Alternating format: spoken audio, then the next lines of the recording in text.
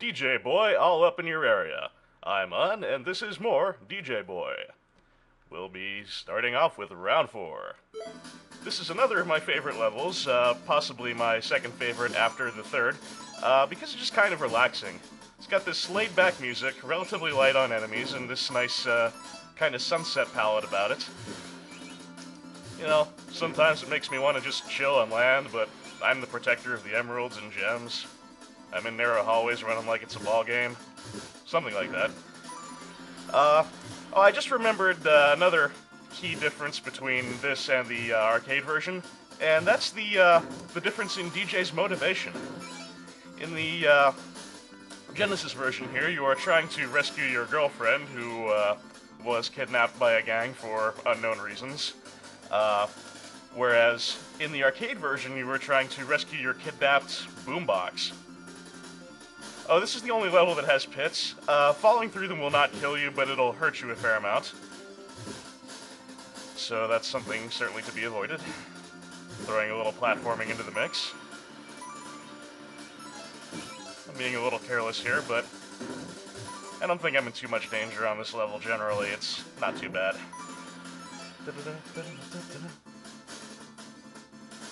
Oh, I was looking around on the YouTubes, and I saw some gameplay footage of B-Rap Boys, which, actually looks fairly decent. I am not a fan, as I've mentioned, of the DJ Boy arcade game, just because it's a very sluggish, very slow-moving game, but, yeah, B-Rap Boys, it looks like they might have improved that a lot, although, you know, I haven't had a chance to actually put that to the test. I know it's been dumped, so hopefully it'll be properly emulated one of these days. I don't know why the traffic cones are moving around. They're like possessed. You gotta be a really hard-up poltergeist to possess a traffic cone and try and, you know, arbitrarily kill DJs on skates. But, you know, it's a hard knock life like that.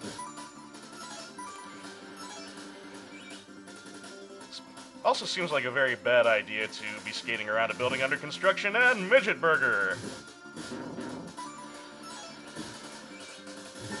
You know, it occurs to me the burger-bearing dwarves, they have kind of a disco to them. That's pretty awesome. Disco Dwarf Burgers. Successful franchise, I bet. Should try and crack that open one time. I wonder if I'd be able to get a small business loan for it. And here, in front of the sunset, we'll be fighting our evil twin. J.D. Yob, perhaps? Anyway. Nothing particularly hard about him, although you'll want to keep your distance when he falls from the sky and does that splits punch in the beginning. For some reason, that can combo you massively. Well, he takes damage fast. Much like the clowns, he's relatively hard to hit with the jump kick, so I just use the regular kick on him. And he should go down without too much of a fight. Splat. Excellent. Nonsense. Shut up! What? Phony! Anyway. Leave behind our argument with our evil twin. We buy the burger, and we buy the mystery cat. It's fairly unlikely that I'll need it, but, you know, never hurts to be safe. Which is why I'm save stating. And round 5 will be the last normal level. The game does recognize a round 6, but it's nothing but the end boss. And this is a fairly short level.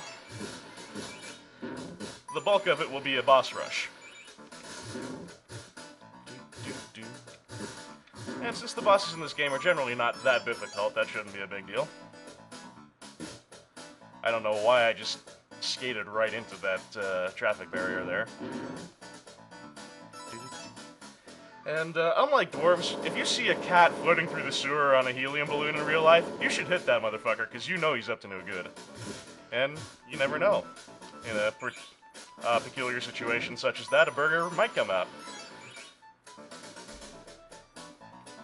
And we find ourselves warped to the back alley wrestling ring,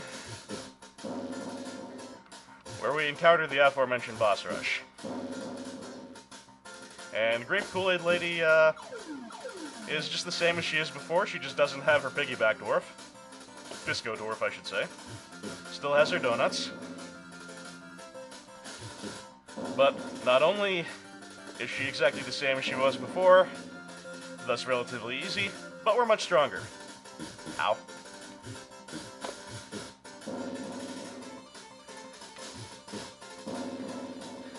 And you've seen this all before, not really much to say about it.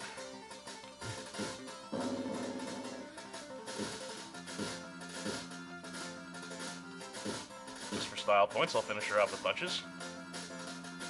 Eventually. There we go. And because you beat up all the bosses and they drop all their money as before, this is a very lucrative level. Chad! And, Chad is also exactly the same as he was before, but he does not have the iron balls falling from the ceiling, so he's actually a little easier, in addition to the boost we get from our various power-ups. There was a nice graphical touch in the arcade game for this guy. He had a much funnier intro, rather than just dropping from the sky and posing. He would come out as a homeless guy, and then throw off his bum disguise to reveal him as you see him now. They really should have kept that in the Genesis version, but I still regard it as a much better game. Anyway, we'll do Chad dirty as we always do. And, god damn it, the clowns! They will go down very easily thanks to our great power. Although, come to think of it, I had the power the last time I fought them. I'm talking about the strength power-up, that is. Having a much easier time with them this time, I just seem to be on my game a little more. And it'll be much easier to stay away from their bouncing second and third forms, because I now have the speed power-up. So this should not be too grave a threat. You can incidentally hit the bouncing forms to make things explode earlier, but that just makes you more likely to get hit by the explosion, so you don't want that. You again. Didn't I just kill you? Anyway, nothing new here. Not only is he just as simple as he was in the previous stage, but I've also got mystery cat insurance, so there's really nothing to worry about at all. Oh, shit! Yeah, that is the one danger of this guy. If he gets those rapid punches on you, he can just combo the shit out of you, and you'll quite possibly take several blocks of damage. But the real boss for this level is no great threat himself, so shouldn't be a problem. Oh.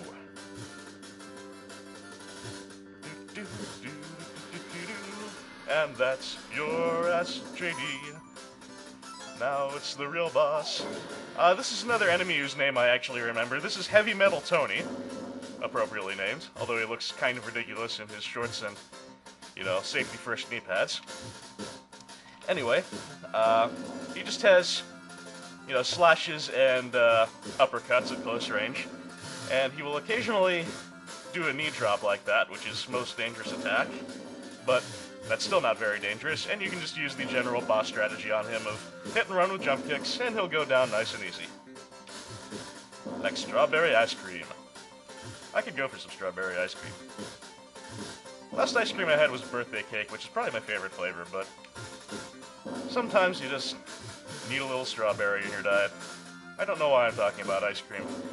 Incidentally, that, you know, jump, land, and fire breath thing is just a taunt. It can't hit you. I've tried.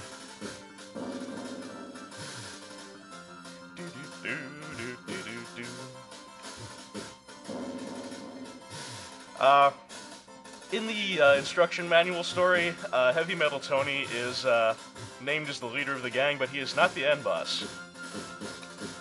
Who is the end boss? It is a mystery. But Tony does have a nice seizure when you beat him, in any case. You hide, Mary! Right, DJ. Easiest interrogation ever. I like that he has color-changey hair. That's kind of awesome. Anyway, Burger, leaving us with over 1.5 grand that we'll never get to use. That's it for DJ Boy today. Join me next time for the end boss and the ending and credits. I'll see you then.